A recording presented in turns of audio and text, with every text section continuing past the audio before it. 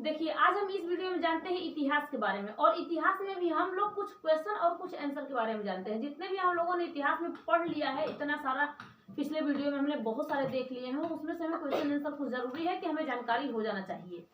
ठीक है, नहीं तो पढ़ने से कोई फायदा नहीं है कि वीडियो देखते रहो और समझ में ना आया। वीडियो भी जब देखना आप लोग ना, तो उसे ऐसे लिख लेना कि एक एक चीज जब पढ़ना स्टार्ट करना तो उसे लिखते रहना कि नहीं ये चीज इस काल में हुआ था।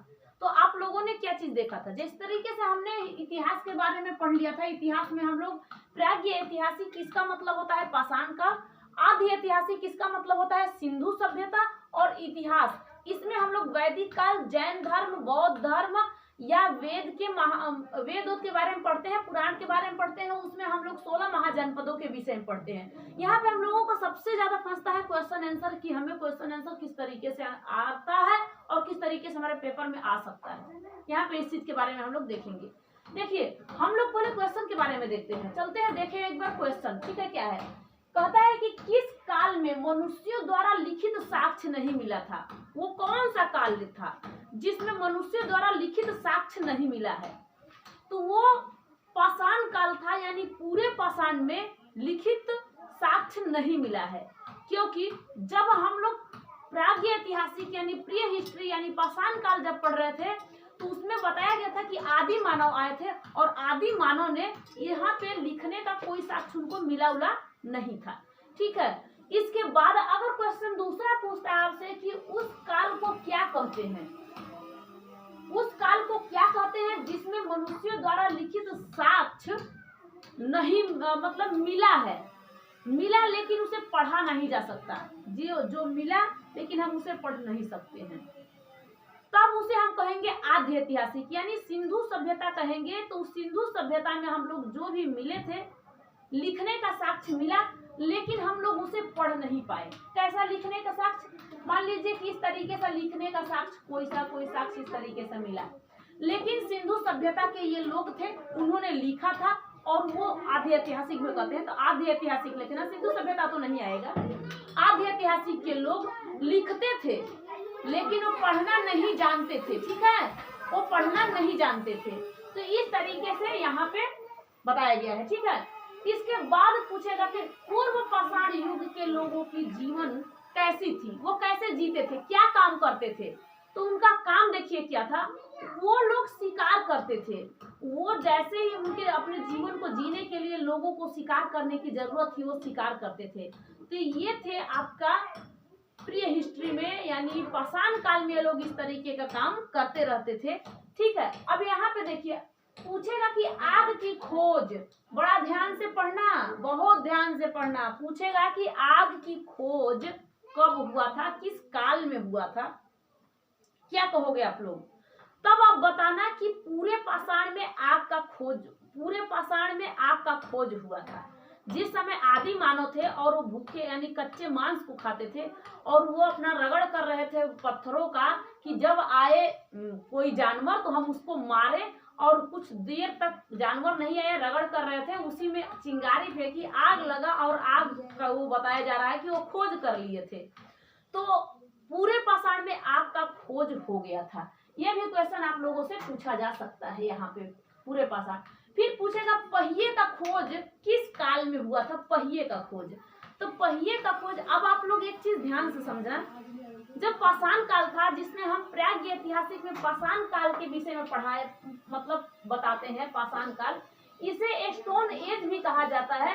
अब इसको 4 भागों में टोटल बांट दिया गया था। एक को कहा गया था पूरा पाषाण मतलब पुराना पाषाण, एक को कहा गया था मध्य पाषाण, और एक को कहा गया था नव पाषाण, यानी पाषाण नहीं लिख रही हूँ, आप लोग समझ जाना क्या है, पाषाण है। ठीक है, अब इसके बाद एक को कहा गया था ताम्र पाषाण। इन सब में एक एक चीज का खोज हो रहा था, और ये चीज आप लोग के माइंड में होना चाहिए। नहीं तो आप लोग के कहा जाता है कि प्राचीन इतिहास पढ़ना है, आपको आधुनिक इतिहास पढ़ना है, मॉडर्न हिस्ट्री सब कुछ, यानी कि मध्य इतिहास सब कुछ पढ़ना है। कैसे पढ़ोगे, किस तरीके से कवर करोगे? तो जब आप लोग शुरू से पढ़ रहे रहोगे तब आपको समझ में आ सकता है। क्या समझ में आ रहा है कि नहीं आ रहा है? ये चीज आपको समझ में आ रहा होगा, मुझे उम्मीद है कि आप लोग समझ पा रहे हो। ठीक है, पहिए का खोज आपने बता दिया किसमें हुआ था, नवपाषाण में। जब नवपाषाण, ये पाषाण आया था नवपाषाण, इस नवपाषाण में पहिए का खोज हो गया था। प्रागैतिहासिक को ही हम पाषाण काल कहते हैं। किस काल को हम पाषाण काल कहते हैं, प्रागैतिहासिक को हम लोग कहते हैं। अच्छा एक चीज और बता दो, इस हिस्ट्री के जनक कौन है? इस हिस्ट्री के जनक हेरोडोटस है। इन्होंने एक हिस्टोरिका पुस्तक लिखी थी, इनके द्वारा वो पुस्तक लिखी गई है, हिस्टोरिका। ठीक है। अब इसके बाद मनुष्यों द्वारा अस्थायी निवास क्या था, वो कहाँ पे, मतलब कौन से काल में वो निवास अस्थायी करते थे? वो भी नवपाषाण में करते थे। कब करते थे? नवपाषाण में करते थे। ये आपके ध्यान में होना चाहिए, आपका माइंड वहां तक डेवलप होना चाहिए। ठीक है। पहला पालतू मतलब जानवर क्या चीज बनाए थे उस समय के लोग? नवपाषाण में लोगों ने कुत्ते को अपना पालतू जानवर बनाया था। किस काल में? नवपाषाण में उन्होंने कुत्ते को अपना पालतू जानवर बनाया था। सर्वप्रथम किस औजार का खोज हुआ था? पहले किस औजार का खोज हुआ था? तो इस औजार का नाम था कुल्हाड़ी। इस कुल्हाड़ी का खोज हुआ था। इसके बाद मनुष्य किस धातु का खोज किया था? धातु का किस खोज किया था? तो आप बता देना, तांबे का खोज किया था। धातु में अगर पूछेगा कि किस धातु का मनुष्य ने खोज किया था उस समय, तो तांबे का खोज किया था। देखो ताम्रपाषाण मैं आपको यहाँ बताई हूँ, ताम्रपाषाण यानी तांबे का खोज उस समय हो गया था, तो ताम्रपाषाण। अब आपसे अगर पूछा जाएगा कि कृषि किस काल में हुआ था, कृषि किस काल में हुआ था, कब बताओगे? तो आप बताना नवपाषाण में। और नवपाषाण में जो कृषि हुआ था, ये मतलब इसमें क्या चीज हुआ था? सबसे प्राचीन फसल अगर पूछता है तो आप लोग बता देना, गेहूं और जौ का फसल हुआ था। ये भी कहाँ हुआ था? मेहरगढ़ में हुआ था। कृषि का साक्ष्य कहाँ से मिला है? मेहरगढ़ में। मेहरगढ़ यानी पाकिस्तान में। कहाँ पे? पाकिस्तान में। उसमें पाकिस्तान में यह मेहरगढ़ था। इसके सुलेमान और तीर्थर पहाड़ियों के बीच में इस गेहूं और जौ के साक्ष्य को मिला है। जिस समय आदिमानव ने अपने लिए धीरे धीरे डेवलप करने लगे थे, आदिमानव ही नहीं रह गए थे, धीरे धीरे अपना उनका डेवलप होने लगा था, वो अपना काम करना स्टार्ट कर दिए थे। ये था आपका कुछ ये इतिहास था जिसमें आपसे कुछ ऐसे क्वेश्चन पूछे जा सकते थे। अब यहाँ पे आप लोग को समझना क्या है कि भारत का सबसे प्राचीन नगर कौन सा है? नगर, प्राचीन नगर। प्राचीन नगर का मतलब क्या है कि जिस समय आप आद्य ऐतिहासिक यानी सिंधु सभ्यता देख रहे थे, उसमें उसका प्राचीन नगर कौन सा है? क्योंकि हम लोगों ने जब पढ़ा था इनके बारे में प्रागैतिहासिक पाषाण काल में, तो उसमें कहीं नगर वगर नहीं, निवास, पहिया, जौ गेहूं की खेती, मतलब ज्यादातर सिंधु सभ्यता वाले में कपास की खेती, ये सब हम लोग देखते थे। लेकिन एक बात बताओ आप लोग, बहुत ध्यान से समझना कि यहाँ पे पूछा है कि भारत का सबसे प्राचीन नगर कौन सा है। तब आपके माइंड में आएगा कि अरे ये तो जब भी हमने प्रागैतिहासिक पढ़ा है पाषाण काल, उसमें कहीं है ही नहीं, तो इसका मतलब ये आद्य ऐतिहासिक में होगा। कहाँ पे होगा? आद्य ऐतिहासिक में। अब आपके माइंड में तुरंत घुसेगा, कहेगा अरे हाँ ये सही बात है, ये मोहनजोदड़ो है। मोहनजोदड़ो कैसा है? भारत का सबसे प्राचीन नगर है। लेकिन सबसे पहले जो खोज हुआ था, सिंधु सभ्यता जो थी सिंधु, तो सिंधु का आकार कैसा था? तो त्रिकोणा आकार था। अगर त्रिकोणा आकार पूछेगा कैसा था, तो इस तरीके का त्रिकोणा आकार भारत के साइड में था, जिसके इस साइड में आलमगीरपुर था। आलमगीरपुर, ठीक है, इस साइड में आलमगीरपुर था। इसमें मांडा था और इसमें यहाँ पे दायमाबाद था, दायमाबाद, ठीक है। और यहाँ पे सुतका गेंडोर था, सुतका गेंडोर। ये सुतके गेंडोर थे, मांडा और यानी कि तीन के तीन एक तरफ से घिरा था और इसके बीच से सिंधु नदी निकलती थी। इसके सहायक नदियों पे जितने भी स्थल मिले थे सारे के सारे थे। ये पाकिस्तान तक सिंधु नदी बह के अरब सागर में अपनी पानी गिरा देती है और इसकी सहायक नदियों के पास जितने भी स्थल मिले थे 1300-1400 जो भी मिले थे, 15-13 हजार जो भी मिले थे स्थल, उनका बात किया जाता है। और ये जो मोहनजोदड़ो था सिंधु नदी के किनारे था और सिंधु नदी यानी कि उसके सहायक नदियों के पास नहीं था, ये सिंधु नदी के पास, डायरेक्ट सिंधु नदी पाकिस्तान के साइड में था और ये पाकिस्तान में ही स्थल पड़ता है जो मोहनजोदड़ो है। तो यहाँ पे तो आपको ये चीज समझ में आया। लेकिन सिंधु सभ्यता की सबसे पहली जो स्थल थी वो थी हड़प्पा, जिसकी खुदाई हुई थी, जिसको किए थे दयाराम साहनी ने। और उन्होंने जब किया था इसकी खुदाई तो 1921 ईस्वी में इस खुदाई को उन्होंने किया था। ये क्वेश्चन आंसर है, आपको पढ़ना है, आपको समझना है। कब इसको किसने कब किया था, इस चीज के बारे में आप लोग को समझना है।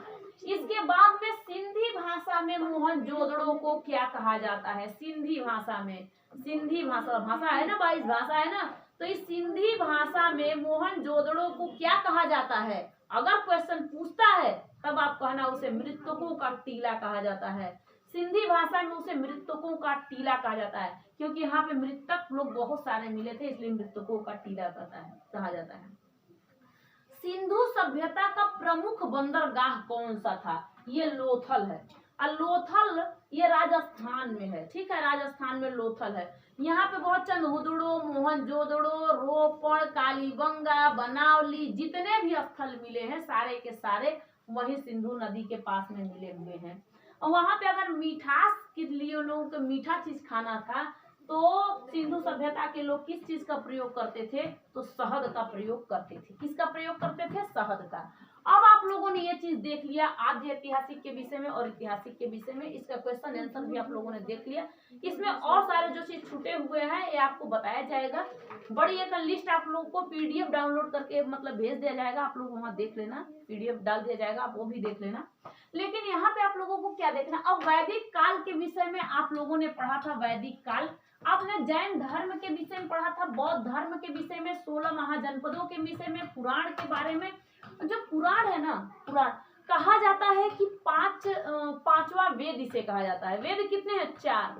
4 में से 4 वेद कौन सा है जिसको कहते हो आप लोग? ऋग्वेद, यजुर्वेद, सामवेद, अथर्ववेद, ये 4 के 4 है।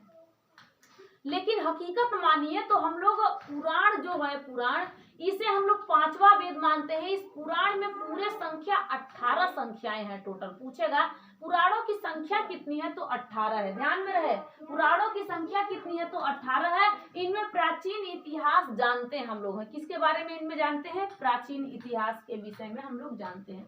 पुराणों में प्राचीन प्राचीन पुराण कौन सा है? पुराणों में भी प्राचीन पुराण कौन सा है? तो कहोगे आप मत्स्य पुराण। कौन सा है? मत्स्य पुराण, जिसमें 7 वंशों का चर्चा किया गया है और 7 वाहन का चर्चा किया गया है। जिसमें किसमें? 7 वाहनों का चर्चा किया गया है। जब मैं मगध महाजनपद के विषय में मैं आपको पढ़ा रही थी तो मगध महाजनपद में मैं आप लोगों को हर्यंक वंश, शिशुनाग वंश, नंद वंश, मौर्य वंश, शुंग वंश, कण्व वंश, उसके बाद बताई थी 7 वाहन वंश। यही 7 वाहन वंश का चर्चा है इस मत्स्य पुराण में। 7 वाहन वंश का चर्चा है, ठीक है। किसमें 7 वाहन वंश का चर्चा है? किस पुराण में 7 वाहन वंश का चर्चा है? तो मत्स्य पुराण में 7 वाहन वंश का चर्चा है। ये आपको माइंड में होना चाहिए। विष्णु पुराण से हमें क्या मतलब, हम विष्णु पुराण से हमें मतलब ये किसमें है? विष्णु पुराण किसमें है? इसमें किसमें इसमें किसका चर्चा है? इसमें आप लोग बताओगे किसमें? मौर्य वंश का चर्चा है। किसका? मौर्य वंश का। अभी मैं आपको बताई ना किसके वंश के बारे में? मौर्य वंश। अभी मैं आपको बताई थी हर्यंक वंश, शिशुनाग वंश, नंद वंश। नंद वंश के बाद मौर्य वंश आता है। महापद्म नंद वंश का संस्थापक होता है और इसका राजा जो आता है धनानंद आता है और धनानंद को मार देता है चंद्रगुप्त मौर्य और चंद्रगुप्त मौर्य ने अपना मौर्य वंश का स्थापना कर लेता है। इसी मौर्य वंश की स्थापना में मिलता है कि ये विष्णु पुराण में इसके बारे में मिलता है। इसमें बहुत सारे कुछ इसमें बात कहा गया है। फिर एक आता है वायु पुराण। इस वायु पुराण में हमें गुप्त वंश के बारे में चर्चा इसमें किया गया है। गुप्त वंश, गुप्त वंश के जो संस्थापक थे उसको मैं आपको बता दी, श्री गुप्त थे। घटोत्कच इसके बाद राजा आए थे। चंद्रगुप्त प्रथम आए थे, समुद्रगुप्त आए थे, चंद्रगुप्त प्रथम और समुद्रगुप्त, रामगुप्त आए थे। इसके बाद में चंद्रगुप्त द्वितीय आए थे, कुमार गुप्त आए थे, भानुगुप्त आए थे। बहुत सारे लोग आए थे। इनके बारे में मैं आपको बता चुकी हूँ गुप्त वंश के विषय में। वहां आप लोग को परेशान नहीं होना है, ठीक है। अब हम लोग क्या देखे थे? वैदिक काल। अब वैदिक काल से कुछ क्वेश्चन मैं आपसे पूछती हूँ, आप लोग बताना वैदिक काल का समय क्या था। वैदिक काल का अगर समय पूछता है कि वैदिक काल का टोटल समय कितना था, तो 1500 BC से लेके 600 BC तक वैदिक काल का समय था। 1500 BC से लेके 600 BC तक वैदिक काल का समय था। इसमें वैदिक काल में पूरा टोटल कितना बताई हो अभी 1500 BC यानी ईसा पूर्व से 600 ईसा पूर्व तक। अब इस वैदिक काल को दो भागों में बांटा गया था, एक था ऋग वैदिक और एक था उत्तर वैदिक। ऋग वैदिक में हम लोग किसके बारे में जानते हैं, तो ऋग वैदिक का जो समय था वो 1500 से लेके 1000 ईसा पूर्व तक ये ऋग वैदिक था, और उत्तर वैदिक था 1000 से लेके 600 ईसा पूर्व तक। 1000 से लेके 600 ईसा पूर्व तक था टोटल उत्तर वैदिक, और ये उत्तर वैदिक था। ठीक है, अब यहाँ पे किस वेद में हमें आर्यों के राजनैतिक तथा इतिहास का पता चलता है, बताओ किस वेद में। ये जो हमारा वेद है, चार वेद हैं, जो ऋग वेद, यजुर वेद, साम वेद और अथर्ववेद हैं, इनमें आर्यों के राजनीतिक और इतिहास का चर्चा हम लोग को किस में मिलता है, तो देखो आर्यों का जो चर्चा है हमें ऋग वेद से मिलता है। कहाँ से मिलता है, ऋग वेद से। आपके माइंड में होना चाहिए कि ऋग वेद से हमें इसका चर्चा मिलता है। ठीक है, प्राचीन वेद कौन सा, अगर सबसे प्राचीन वेद पूछेगा तो ऋग वेद है, सबसे पुराना वेद ऋग वेद है। ऋग वेद, साम वेद, यजुर वेद, अथर्ववेद, इन तीनों वेदों को ऋग वेद के समय में लिखा गया था, और अथर्ववेद को आप लोग कह सकते हो कि उत्तर वैदिक काल में लिखा गया था। और जो ये ऋग वेद है ना, ये आर्यों द्वारा लिखा गया था, मतलब आर्यों के द्वारा लिखा गया था, लेकिन यहाँ पे इसके बारे में आप लोगों को उत्तर वैदिक में आप लोगों को 1000 BC से लेकर 600 BC तक है, ध्यान में रहे। किस वेद की रचना गद एवं पद दोनों में किया गया है, बताओ किस वेद की रचना गद एवं पद दोनों में की गई है। अब तो चार वेद हैं, अब आपके माइंड में आएगा कि जब ये 4 वेद हैं तो चारों वेदों में से गद और पद दोनों की गई है रचनाएं किसमें की गई है, तब आप लोग पहले माइंड से समझना। ये 4 वेद आपके दिखे गए हैं, इनमें क्या क्या बताया गया है ये आपको बता रही हूँ। जो ऋग वेद है ना, इसमें प्राचीन इतिहासों के आर्यों के विषय में इसमें बताया गया है। यजुर वेद में गद, देखो आपने क्या यहाँ पे क्वेश्चन क्या था, यजुर वेद में गद एवं पद का चर्चा किया गया है, गद एवं पद। साम वेद में संगीत का ये वेद है, कैसा वेद है, संगीत का वेद है। अथर्ववेद कैसा है, जादू टोना तंत्र मंत्र जंत्र का ये चीज है, किसका है, ये आपको अथर्ववेद में जादू टोना ये उत्तर वैदिक काल में लिखा गया ये चीज है। तो अगर आपसे पूछता है तब आप इसके विषय में बताओगे, समझ में आ रहा है, इसके विषय में तब बताओगे अथर्ववेद के बारे में। अभी इसका क्वेश्चन और आप लोगों को पूरा टोटल दे रही हूँ, और आप लोग सारे के सारे क्वेश्चन हल करते रहना, सारे के सारे क्वेश्चन के बारे में आप लोग हल करना। ठीक है, यहाँ पे चाहे यहाँ पे वेद के विषय में हो चाहे उपवेद के विषय में हो, किसी चीज के विषय में हो, आप लोगों को देखना होगा। ठीक है, समझ में आ रहा है। यहाँ पे इसके बाद क्वेश्चन आप लोग को दूसरा, अभी अब तुरंत दूसरी की तैयारी आपकी क्वेश्चन हो। देखिए अब हम लोग जानते हैं इस क्वेश्चन के विषय में, जैन साहित्य को क्या कहा जाता था, तो इसे जैन जो साहित्य था इसे आगम कहा जाता था। क्या चीज, आगम कहा जाता था। महावीर स्वामी का जो जीवन कृत्यों की जानकारी किस ग्रंथ से मिलती है, महावीर स्वामी के बारे में आप लोग जानते हो, तो महावीर स्वामी के जीवन के कृत्यों की ये भगवती सूत्र से आपको मिलेगा। जैन धर्म के प्रारंभिक इतिहास के बारे में किससे जानकारी मिलती है, तो ये होती है कल्प सूत्र से।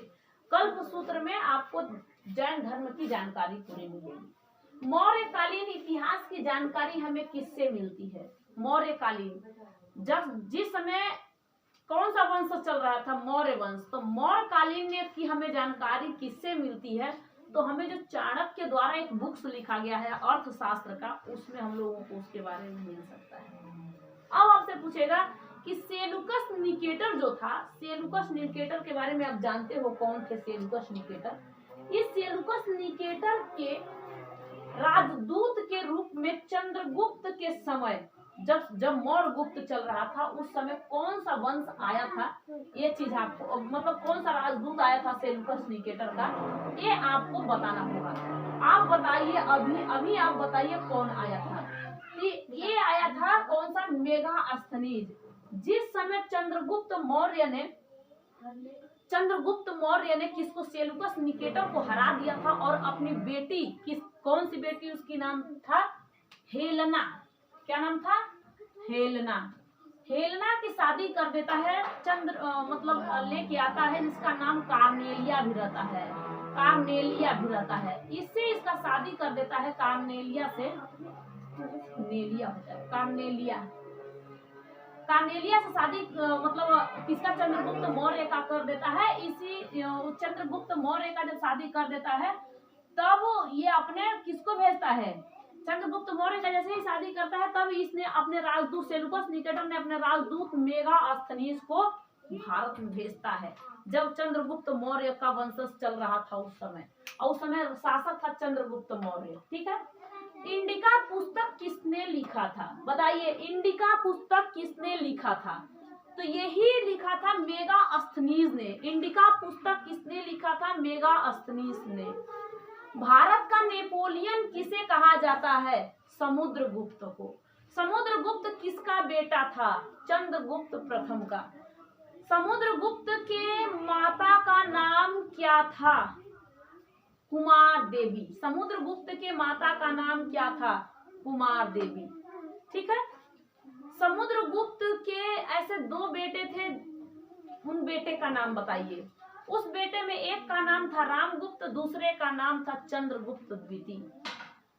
चंद्रगुप्त द्वितीय ने हुंडों को मार के कौन सा उपाधि धारण किया था?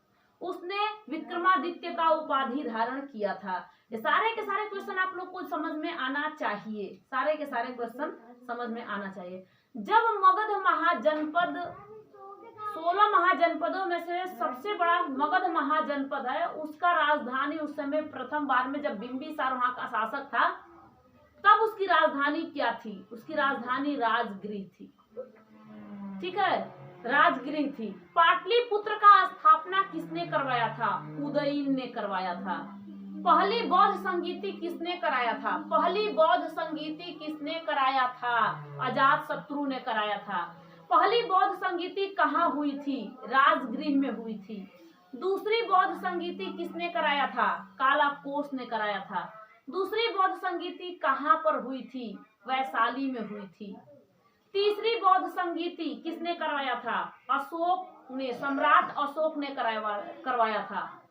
तीसरी बौद्ध संगीति कहाँ हुई थी? तीसरी बौद्ध संगीति आप लोग बताना कहाँ हुई थी? ये हुई थी पाटलिपुत्र में। किसने करवाया था? अशोक ने। चौथी बौद्ध संगीति कहाँ हुई थी? ये हुई थी, इसका नाम था कश्मीर में हुआ था, कुंडलवन। कश्मीर के कुंडलवन में चौथी बौद्ध संगीति हुई थी। इसको कराया था कनिष्क, जो कुषाण वंश का शासक था। कुषाण वंश का शासक जो कनिष्क था, इसने चौथी बौद्ध संगीति कराई थी। और ये था कहाँ पे? ये था कश्मीर में। ठीक है, तो वहां का राजा ने कराया था। अब इन चारों बौद्ध संगीतियों का समय बताओ। पहली बौद्ध संगीति किस ईसा पूर्व ईस्वी में हुई थी? ये सब आपको पता होना चाहिए। 483 में एक हुआ था पहला बार का, दूसरा बार का हुआ था 383 में, चौथे में हुआ, तीसरे में हुआ था 255 में, चौथे में हुआ था पहली शताब्दी में हुआ था। अब ईसा पूर्व से शताब्दी में आ जाओ, शताब्दी में हुआ था। कौन से शिलालेख में, अशोक के किस शिलालेख में कलिंग का चर्चा है? 13वें शिलालेख में कलिंग का चर्चा है। कलिंग पे आक्रमण जब किया था, कौन ये किया था? अशोक ने। अशोक ने कलिंग पर आक्रमण कब किया था? बताओ। अशोक ने कलिंग पर आक्रमण 261 ईसा पूर्व में किया था। 261 ईसा पूर्व में कलिंग पर इसने आक्रमण किया था। अशोक ने अपने राजगद्दी कब प्राप्त किया था, यानी वो कब मगध का राजा बना था? 269 ईसा पूर्व में उसने अपने राज्य गद्दी पर चढ़ा था। 8 साल के बाद वो कलिंग पर हमला किया था। उसने श्रीनगर का स्थापना किसने करवाया था? अशोक ने। सम्राट अशोक ने श्रीनगर का स्थापना करवाया था। सम्राट अशोक ने श्रीनगर का स्थापना किसने करवाया था? श्रीनगर का स्थापना अशोक ने करवाया था। यह चीज आपको पता होना जरूरी है, पता होना। बिंबिसार किसका बेटा था? बिंदुसार किसका बेटा था? बिंदुसार किसका बेटा था? तो चंद्रगुप्त मौर्य का बेटा था। किसका बेटा था? चंद्रगुप्त मौर्य का बेटा था। बिंदुसार था। ठीक है। अशोक किसका बेटा था? इस बिंदुसार का बेटा अशोक था। अशोक बिंदुसार का बेटा था। अशोक किसका बेटा था? बिंदुसार का बेटा था। ये सारी की सारी आपको पता होना जरूरी है। अभी आप लोगों को बहुत कम बताया गया है क्वेश्चन, अभी तो बहुत सारे के सारे क्वेश्चन है। गुप्त वंश का वह राजा जिसने हुंडों को भगा दिया था। गुप्त वंश का वह राजा जिसने हुंडों को भगा दिया था, तो उसका नाम था स्कंदगुप्त। कौन था? स्कंदगुप्त आया था जिसने हुंडों को भगा दिया था। जब आप गुप्त वंश में, जब मैं आपको बता रही थी समुद्रगुप्त के बारे में, रामगुप्त के बारे में, चंद्रगुप्त द्वितीय के बारे में, इसके बाद इसका आया था बेटा कुमारगुप्त, तब आया था स्कंदगुप्त, तब आया था भानुगुप्त, जिसने सती प्रथा का बात बताया था। उसने एक एहोल अभिलेख बताइए किसका है? एहोल अभिलेख में क्या लिखा गया है ये आप लोग कमेंट करिए, मैं नहीं बता सकती हूँ। बहुत बता दिया, आप लोग अपने से बताइए एक बार। बहुत सारे क्वेश्चन यहाँ पे आप लोगों को दिया जा रहा है और जिसको आप लोगों को पूरे के पूरे फॉलो करना है, पूरे के पूरे समझना है। अभी आपको बताइए, अभी आप बताइए समुद्रगुप्त का मतलब कौन सा अभिलेख है? अभिलेख जो प्रयागराज में, इलाहाबाद में है। प्रयाग प्रदर्शनी उसे कहा जाता है। प्रयाग प्रदर्शनी ये इलाहाबाद में है।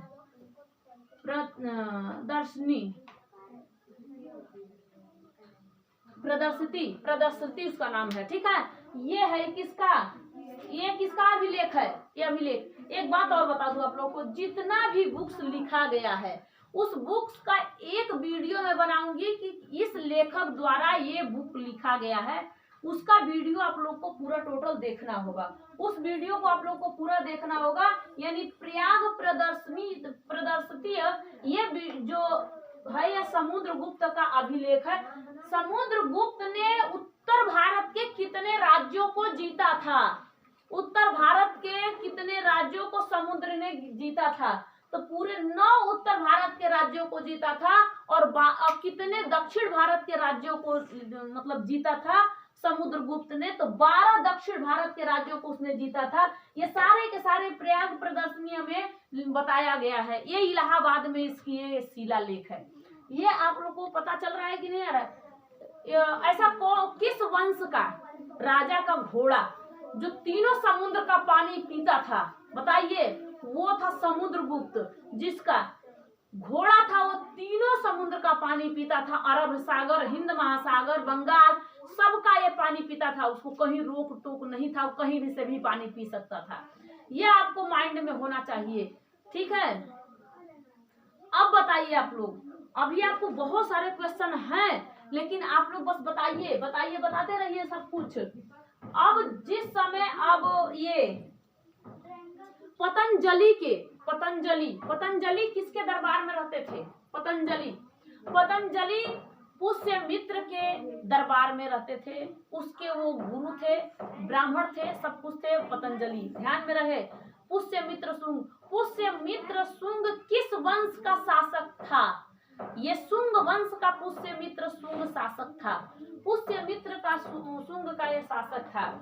अब आप लोगों ने एक तो और समझ लीजिए, हर्यंक वंश, अब उसके बाद शिशुनाग वंश, इसके बाद आप लोग समझ लीजिए नंद वंश, मौर्य वंश, उसके बाद मौर्य वंश के बाद बताइए आप लोग शुंग वंश, कण्व वंश, उसके बाद आप बताइए सातवाहन वंश। सातवाहन वंश की किस पुराण में चर्चा है? सातवाहन वंश की किस पुराण में चर्चा है? बताइए आप लोग को। सातवाहन बता दी हूँ, या बताइए आप लोग किस वंश में इसका चर्चा है? बताइए आप लोग। मत्स्य पुराण में इस सातवाहन वंश का चर्चा है, मत्स्य पुराण में। मौर्य वंश का किस पुराण में चर्चा है? मौर्य वंश का विष्णु पुराण में इस मौर्य वंश का चर्चा है, विष्णु पुराण में। इस मौर्य वंश में चंद्रगुप्त मौर्य थे। सुदर्शन झील गुजरात में खूब सुंदर बना था। तो सुदर्शन झील का निर्माण किसने करवाया था? सुदर्शन झील का निर्माण अगर आपसे पूछेगा कि किसने करवाया था सुदर्शन झील का निर्माण, ये कहाँ है, तो ये जूनागढ़ सुदर्शन झील का निर्माण किसने करवाया था, तो चंद्रगुप्त मौर्य ने सुदर्शन झील का निर्माण करवाया था। सुदर्शन झील का निर्माण, जिसे जूनागढ़ कहा जाता है, गुजरात में। कहाँ पे, गुजरात में है। इसका निर्माण किसने करवाया था, अगर निर्माण पूछता है तो निर्माण में आप लोग चंद्रगुप्त मौर्य को बताना। किसको, चंद्रगुप्त मौर्य को। यहीं पे आपसे पूछेगा इसका पुनर्निर्माण किसने करवाया था, तो जिस समय हुंडों को भगाने के बाद रुद्रदामन और ये स्कंदगुप्त ने करवाया था। स्कंदगुप्त ने इसका पुनर्निर्माण करवाया था। अशोक ने भी इसका पुनर्निर्माण करवाया था। अशोक था, अशोक इसी के पोता कहते हैं, नाती कहते हैं। गांव में बेटा के बेटा का बेटा, ये क्या है, नाती था। जैसे चंद्रगुप्त का बेटा चंद्रगुप्त मौर्य का बेटा बिंदुसार था, बिंदुसार। इसी बिंदुसार का बेटा आता है अशोक। अशोक कौन सा अशोक, सम्राट अशोक, सम्राट अशोक। और उसके बाद कहो महान, इसे कहा जाता है महान। इसने कलिंग पर आक्रमण किया था, कलिंग पर आक्रमण 261 बीसी में इसने कलिंग पर आक्रमण कर दिया था। अब उसी समय इसने ये कलिंग के आक्रमण का 13वें शिलालेख में इस कलिंग का आक्रमण का बात किया गया है, 13वें शिलालेख में। ठीक है, अब आपको समझ में आया कि नहीं, अभी और आपको पढ़ना है। किस वेद में आर्यों की चर्चा की गई है, किस वेद में आर्यों की चर्चा की गई है, किस वेद में आर्यों की चर्चा की गई है, कौन सा वेद होगा बताओ। किस वेद में आर्यों की चर्चा की गई है, तो कौन सा वेद है बताओ, यह ऋग्वेद है। कौन सा वेद है, ऋग्वेद। इसमें आर्यों की चर्चा की गई है, ऋग्वेद में आर्यों की चर्चा की गई है। ठीक है, ये प्राचीन इतिहास इसमें मिलेगा आपको, प्राचीन इतिहास मिलेगा,